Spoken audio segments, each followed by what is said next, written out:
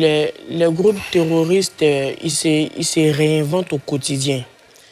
Ils se réinventent au quotidien en fonction de l'enjeu vécu sur le terrain, sur le théâtre des opérations. Donc, certainement, ils ont accès à des informations que la plupart d'entre nous n'ont pas. Donc, n'eût été l'intervention, par exemple, de Cheikh Oumadou Mia hier, avec ce jeune qui se présente comme sympathisant des terroristes, il n'aurait pas cette fenêtre d'analyse-là qu'on est en train de discuter aujourd'hui. Donc, il faut comprendre aussi que derrière, c'est peut-être des milliers de jeunes, autres que celui qu'il a eu à côtoyer via TikTok hier, qui ont aussi des informations ou bien des réalités qui ne sont pas connues par la majorité d'entre nous. Mais en tout état de cause, ils sont dans une lutte profonde. Ils sont dans une lutte. Donc, en fonction de ce qu'ils estiment légitime pour le contexte, ils vont poser des actions. Mais ce qui attire le plus mon attention, c'est que par rapport au sujet, c'est des Ivoiriens qui ont perdu la vie. Donc, c'est 3 Ivoiriens qui perdent la vie. C'est 3 Ivoiriens qui sont blessés sur le territoire malien. Et c'est une entreprise ivoirienne qui est mise à mal.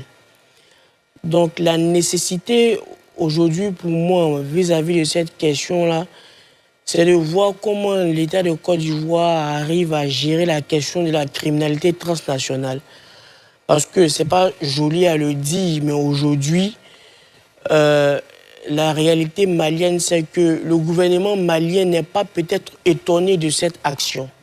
Donc le gouvernement malien est engagé vis-à-vis d'un conflit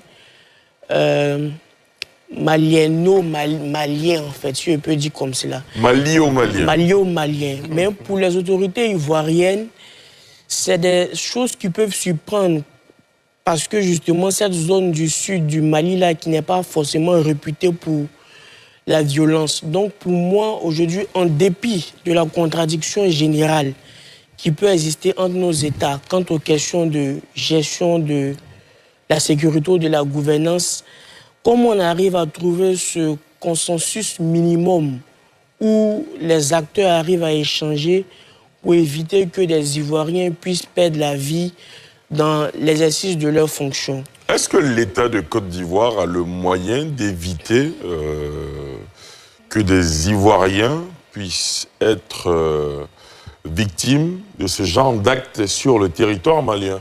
Justement, par plusieurs actions. Lesquelles? Par exemple, quand on sait que les terroristes, souvent, ils utilisent des actions de criminalité pour exister. Donc, je reviens à la question, un terroriste n'est pas forcément à l'affût d'un projet financier. Donc, il a un projet politique ou un projet religieux. Mais souvent, les terroristes utilisent le crime organisé pour survivre. Donc, par plusieurs questions qui ne sont pas forcément liées au terrorisme, mais pour financer certaines actions. Donc, en ce qui concerne aujourd'hui l'État de Côte d'Ivoire, c'est de voir, comme je le disais tantôt, quel consensus minimum on trouve, en dépit de tout ce qu'on peut dire. Aujourd'hui, le Mali est dans une certaine transition. Avec les autorités maliennes, justement, pour des questions de partage de renseignements.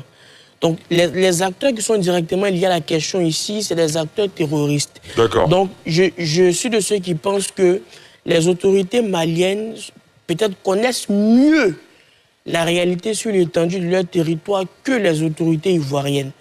Donc, si on arrive à trouver ce consensus minimum de peut-être partage de renseignements ou bien de pouvoir contrer les différentes menaces transnationales, on peut peut-être avoir plus d'ouverture pour pouvoir anticiper ces différentes questions. D'accord.